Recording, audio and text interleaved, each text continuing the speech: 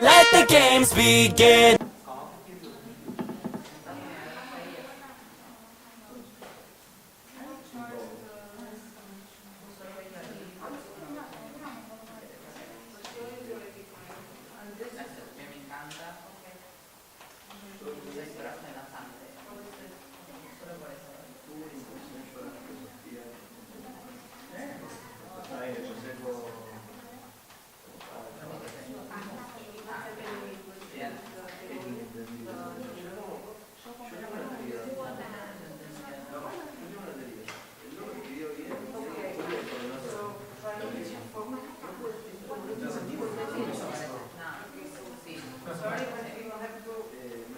We will try to see, arrange a way to put it all in the same. Okay, beside the problems, let's continue. So next, the average game player is everyone in or not? No? No? Oh, no, you.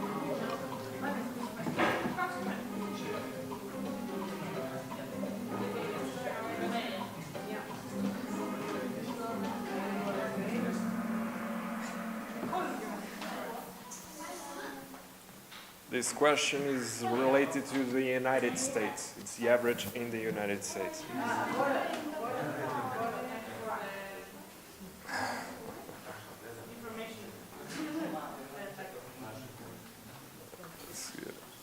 Okay. Very well, Emo. You had a good internet connection. It's not. Okay, let's see.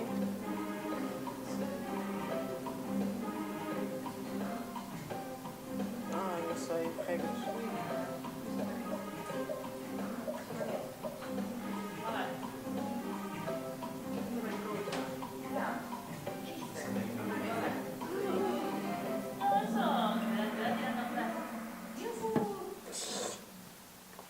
Okay.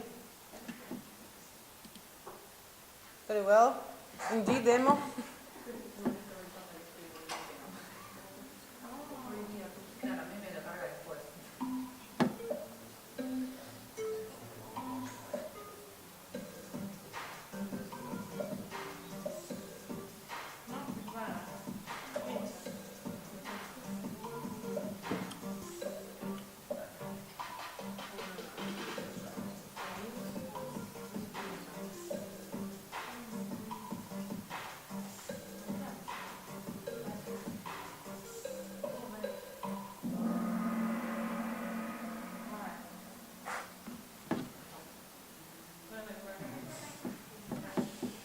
Mas as dificuldades têm devido ao quê, exatamente?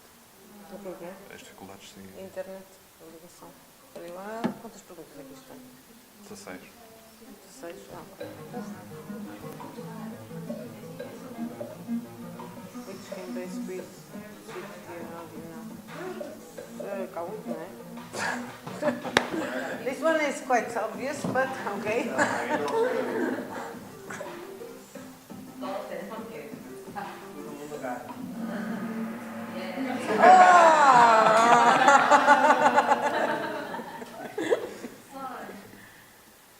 So, okay. Which popular also allow okay, so on. Oregon 3. Okay, whatever. Oregon 3.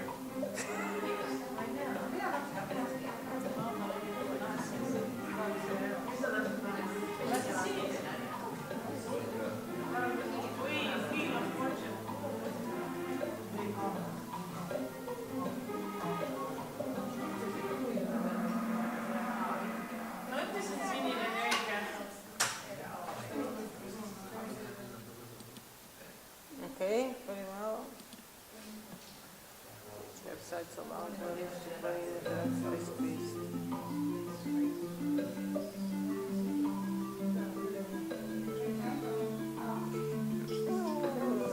Não sei, sei lá, é do mundo. Peraí, não, é Quizlet, deve ser, peraí.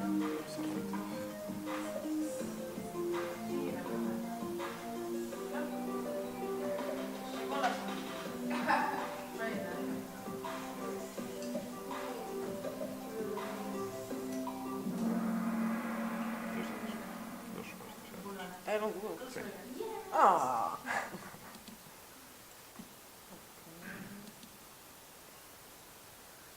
I need to be agreement to understand the concepts and goals of gamification.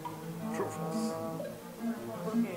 Eu não tinha que ser um jogador, bem, também não tinha que ser Não, não. Sim. Senão não funcionava.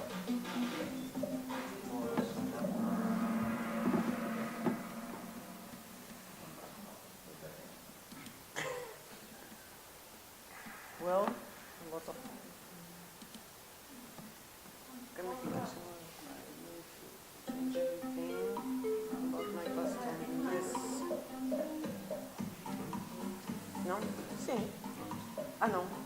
Então. Não preciso mudar tudo.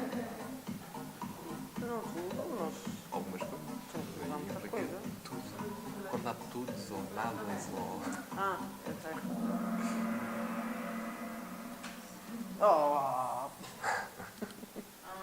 Hulala! Who is Hulala? Very well.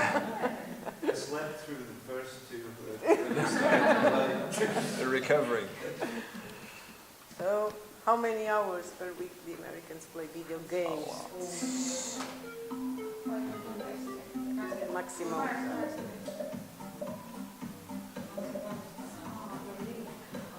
Por acaso esta não sei.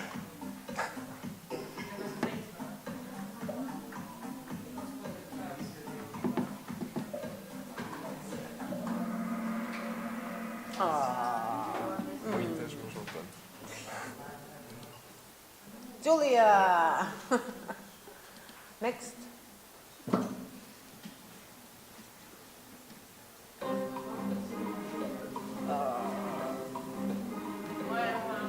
Fósforo.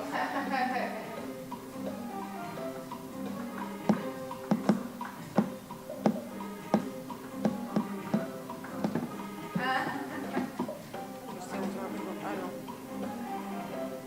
Não faltam duas.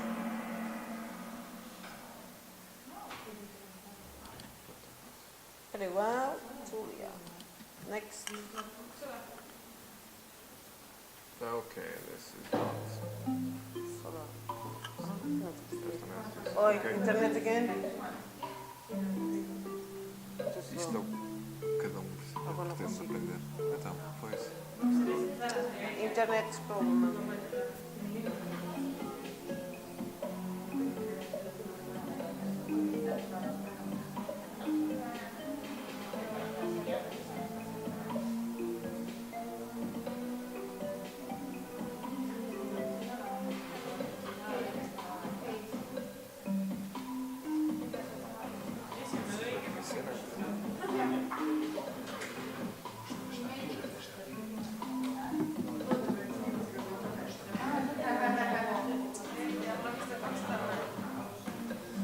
Esta deve ser pontos. Isto não tem uma resposta certa. Eu não consigo aceder.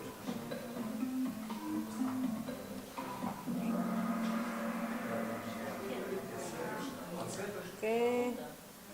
So, Julia, Acho que não tinha pontos. I have no internet again. Not problem.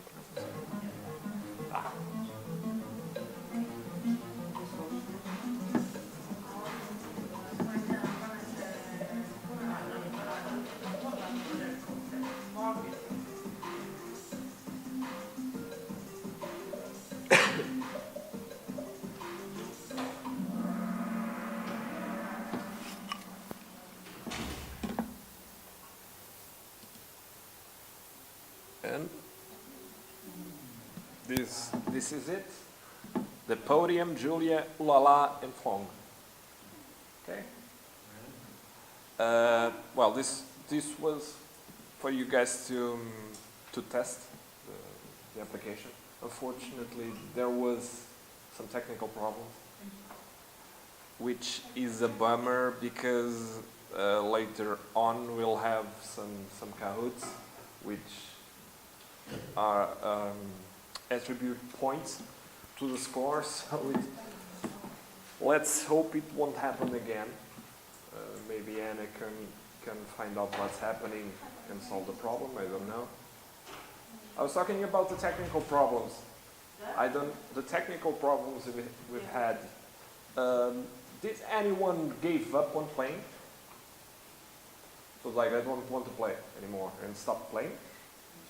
No? Everyone played? Despite the technical problems? Did you gave up? No. Everyone continued playing. Okay. Why I'm asking this is because normally what happens with leaderboards, we'll talk about this a little bit later, but when someone starts to getting a lot of points and we are too far from the top, people start giving up. They start thinking, okay, I'll never get there to the top, so what's the point of playing? That is the reason why I was asking about that. But let's go start. Okay, just one issue about the technical, because this was not for real, well, it was for real, but not for counting Just on the points, right? It was just trying, and also for us to be aware that there is some technical issues. What I will ask, it will be when we start to play for real, if you can change, I will put these computers on, and you will play in these computers, okay? Because this is connected by cable, and it will be more liable. No problem with internet, I hope. Okay, so now we're ready to start exploring. To begin with, what is a game? Can someone tell me what is a game in a sentence? What is a game? Activity? Yeah? Fun activity? Fun activity, yeah. Simple enough. Okay. I'll start. Sorry. I have a video to show you, but first I'll go to the definition that is in the Oxford dictionaries. An activity that one engages in for amusement or fun. It's simple enough. The kids were playing a game with their balloons, an example. Okay. Sometimes there's a lot of, in the scientific world, mostly there's a lot of concern in defining things. A lot of people are concerned in defining things, but I think this video approaches the subject well enough.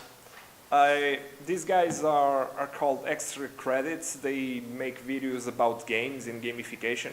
I find them to be very good in what they do. So we chose this video to explain what is a game. We need sound first.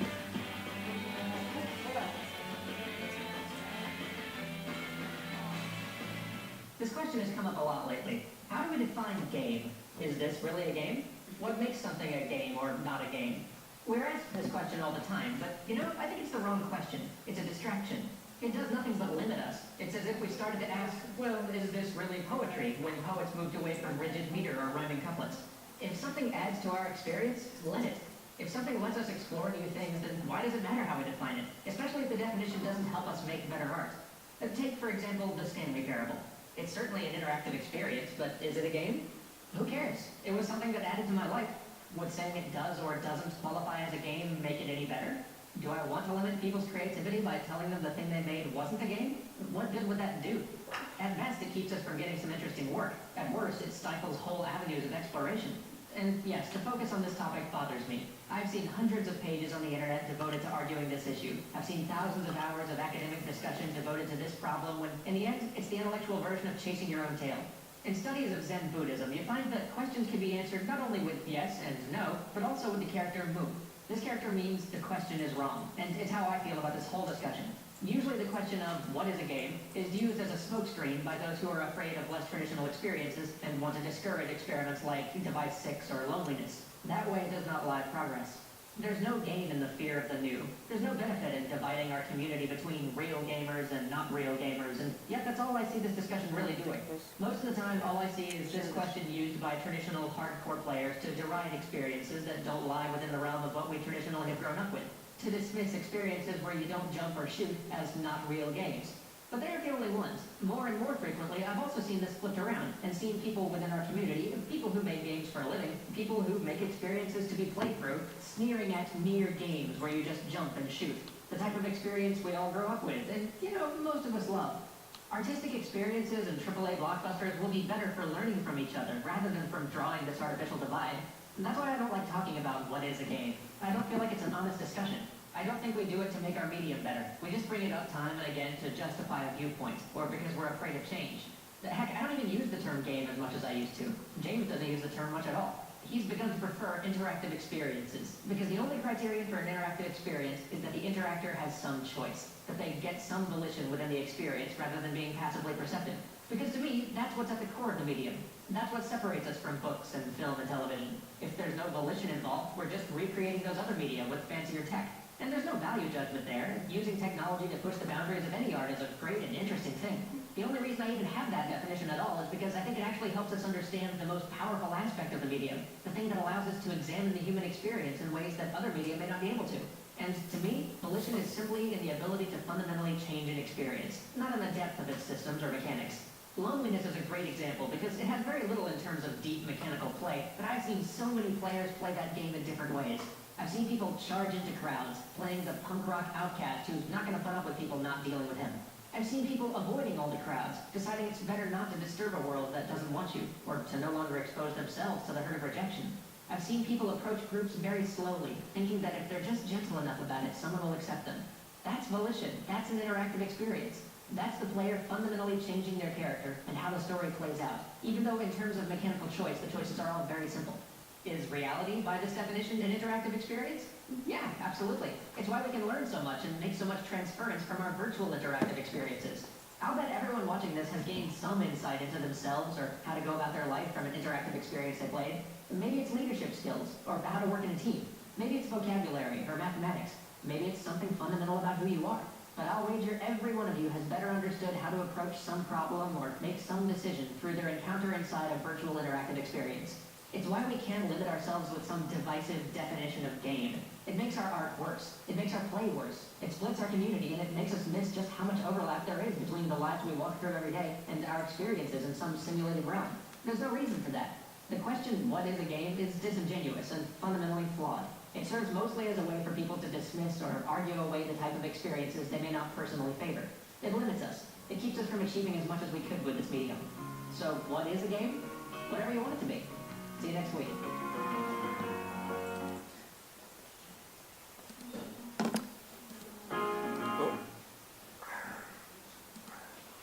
So what is a game? Apparently it doesn't matter. It's an experience, something that makes you learn, that makes you evolve in a way. Sorry, now I'm having. Next. Okay. Who of you know this game? I have seen it, but I haven't played it. No, This is the first computer game ever made, Pong. But it's normal that you haven't played it because it's very, very old. It's like from the 70s or something. I guess 70s, yeah. The main objective, you would have two pedals, one on the other side and another on the other, and you have that dot, and that dot would move. You know table hockey? Okay, it's the same concept. The dot would hit the walls, and then you would have to stop the dot from going through your side of the table and send it to the other player. It's a very simple concept, but it's interesting because the way it was born, it just needed some curious guy who said, okay, I can do this. What can I do this? Let's play table tennis. In a way, that's why it's called Pong, from ping pong. So he built the game. But this was just the start. There's a reason why this game is here. Okay. From Pong to today's games, what happened next was, okay, so we've created this simple game.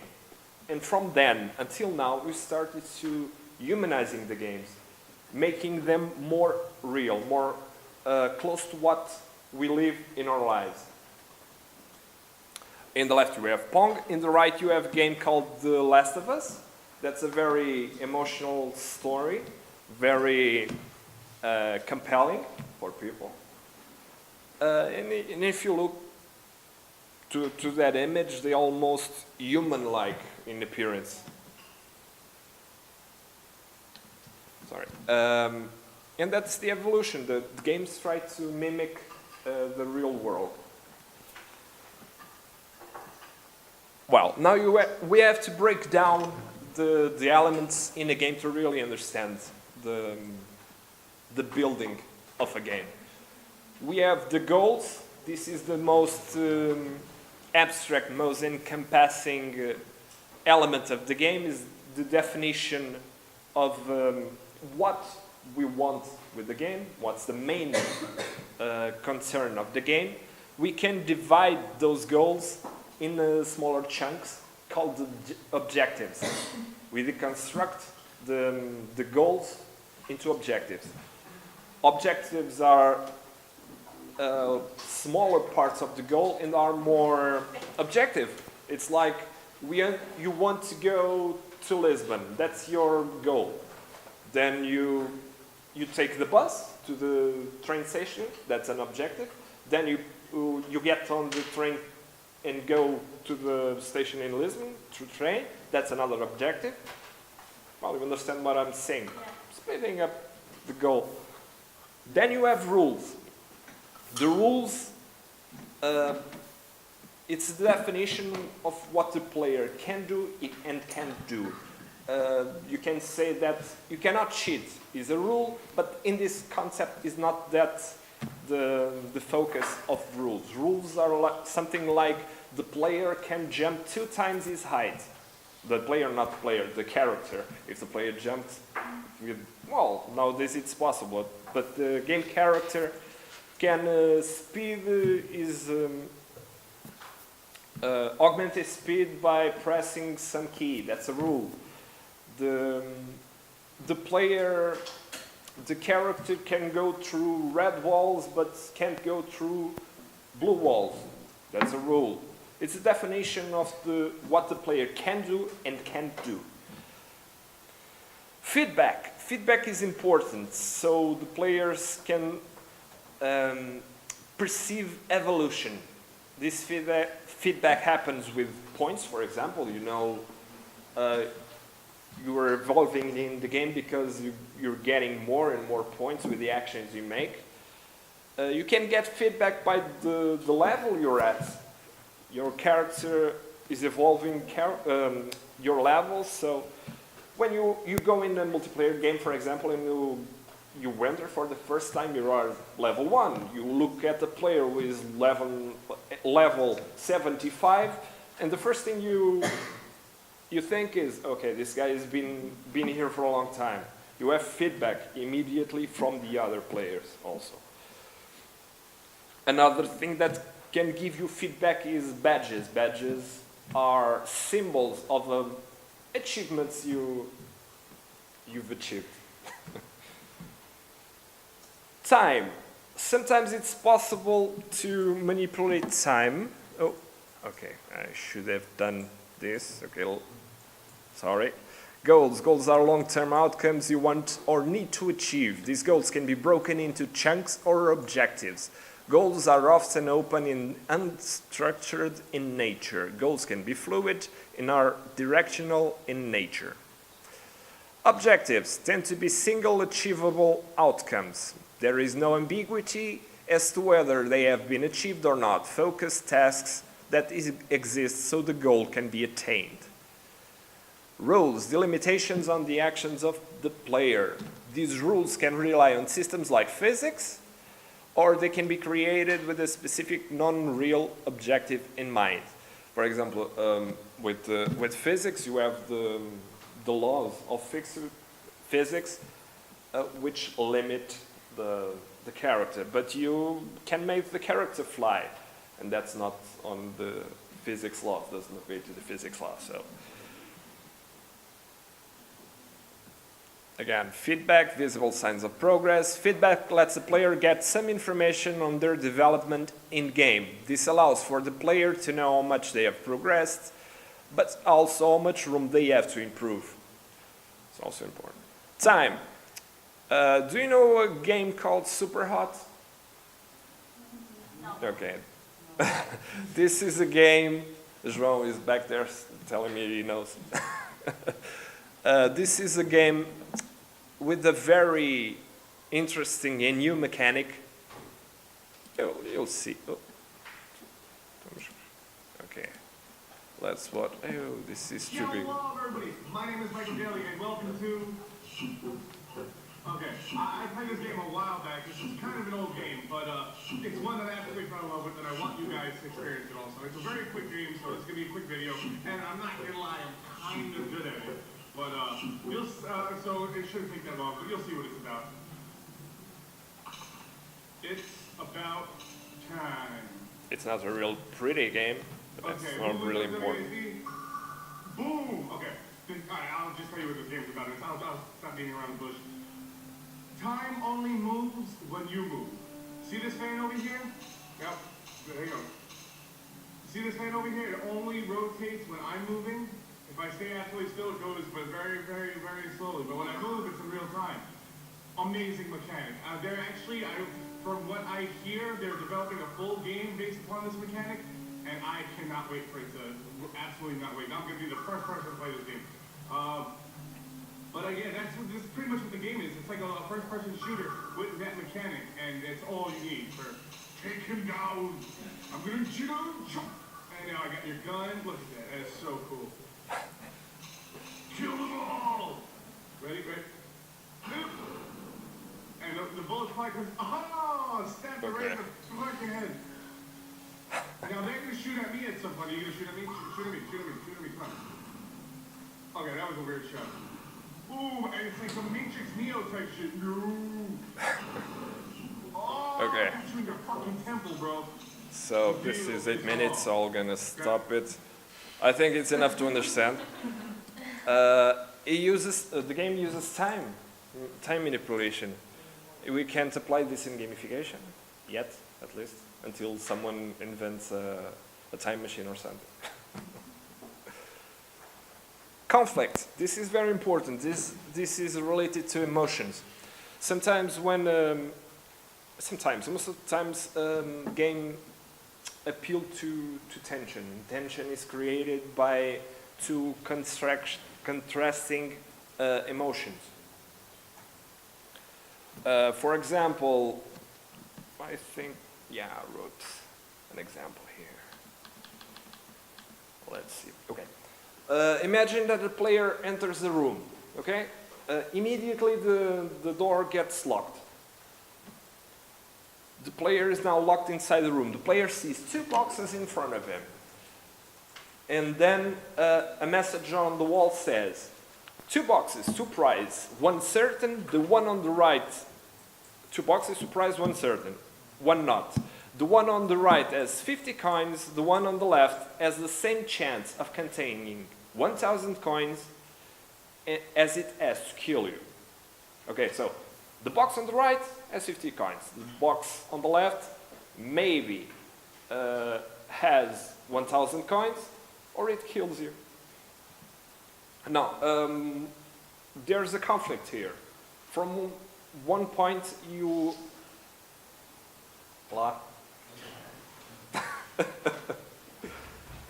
on one hand, you have the security of knowing you won't die, but you'll only get 50 coins. On the other hand, you're kind of curious.